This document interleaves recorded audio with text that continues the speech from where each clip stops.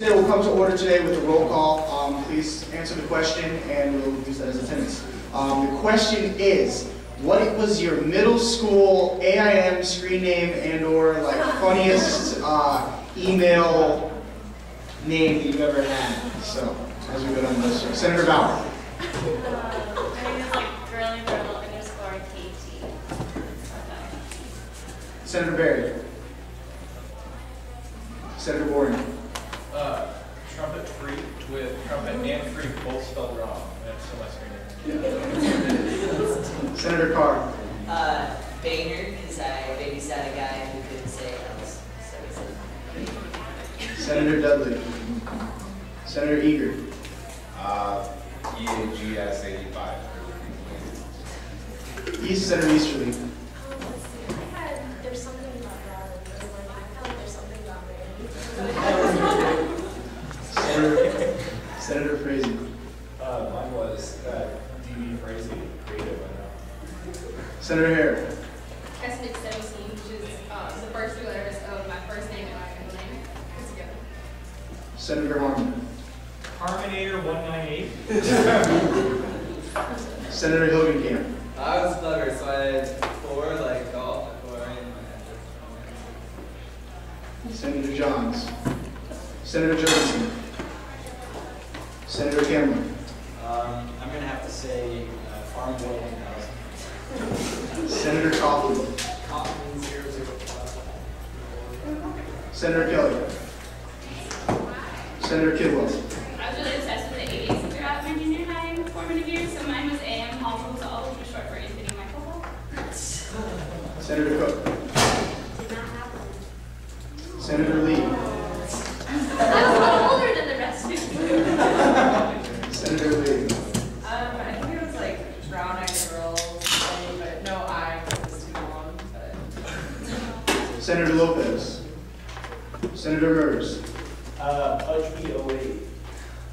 Senator Redding. Crazy, spelled C-R-Z-Y, Kells, K-E-L-Z, 57. Senator Solomon. Senator Santos. Cutie face, 1860s, so I can remember my address. Senator Shalana.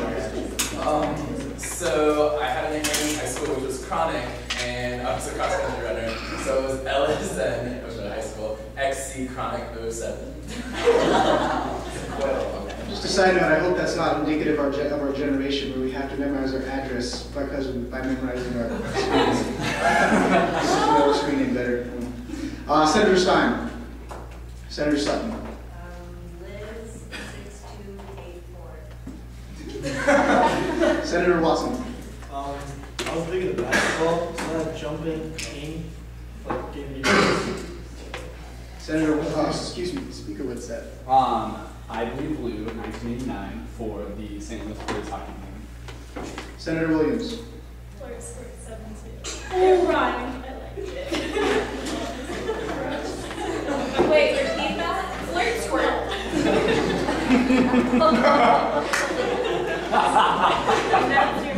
That's why he said so quietly. Senator Zoe.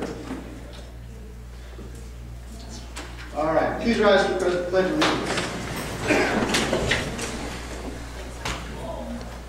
Pledge allegiance to the flag of the United States of America and to the republic for which it stands, one nation, under God, indivisible, with liberty and justice for all.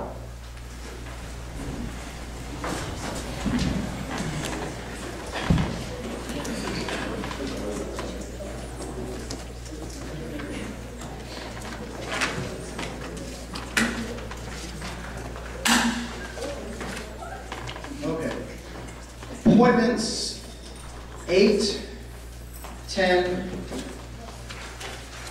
14, 15, and 16 are for information only. Are there any questions on appointments 8, 10, 14, 15, and 16? Seeing no questions, we have appointments 9, 11, 12, 13, and 17 to address. Is there any objection to addressing appointments the previous appointments as one? Seeing no objection, we'll treat appointments as one. This will require a majority vote of the Senate. The question is on the, Senator Boyd. Point of order, should we approve the minutes first? Oh, yeah, I kind of jumped down a little bit. I did jump out of order. Once again, I apologize. Without objection, the reading of the minutes will be waived. The minutes of the previous meeting have been distributed. Are there any corrections to the minutes?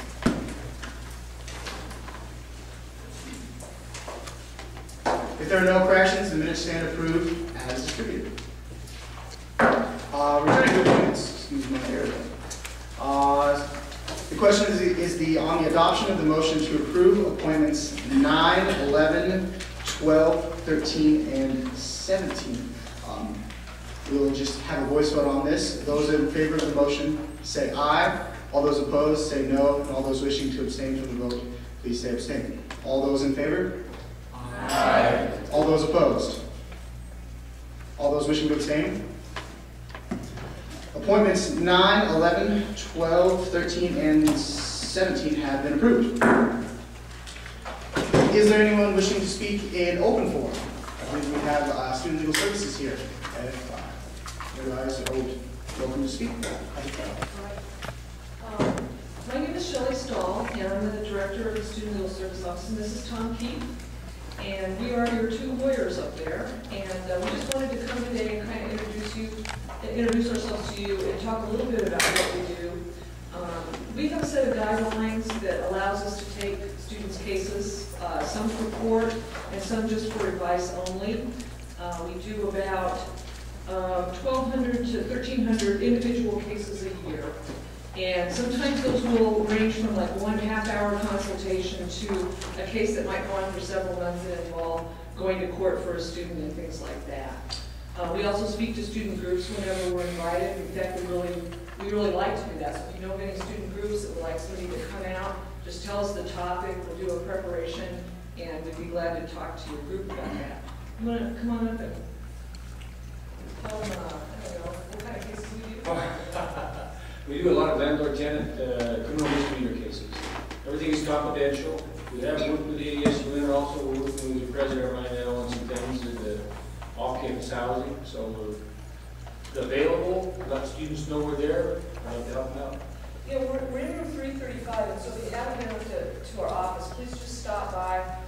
We've got pamphlets, and glad to show you around the office, sit down and chat with you about anything you might be interested in that we do.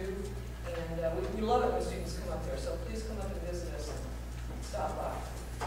Oh, also online, you've probably seen this, but we have a student legal services handbook online. It's got a lot of information. If you know people that are going out into the community to rent for the first time, we've got some tips on what to think about when you're renting. We also have some information on what to do if you're faced with you get a citation for minor possession or something like that.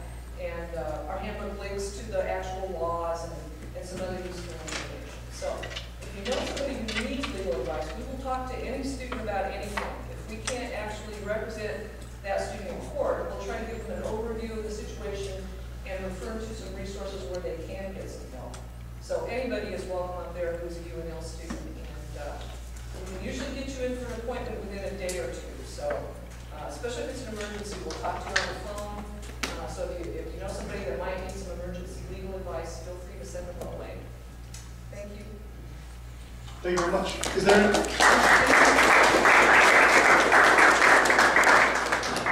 Is there anyone else wishing to speak in open forum? This concludes open forum. We will now move into executive response. No. Oh, sorry. Yeah, absolutely. Open forum. Yeah. Senators usually don't speak. Oh, we do. Okay, I guess I can talk about that now. As per the bylaws, the Diversity Strategic Development Committee is required to give a year-end report to the incoming Senate. So we'll just talk a few brief minutes. We decided to do it during an open forum so you could ask questions and kind of like see more about what we do. Give us a little more time. But we'll kind of go through what our purpose is and like in general. But first, in case you don't know me yet, my name is Justin Schulpenick. I'm the outgoing DSTC chair. I will be acting chair until the end of the semester.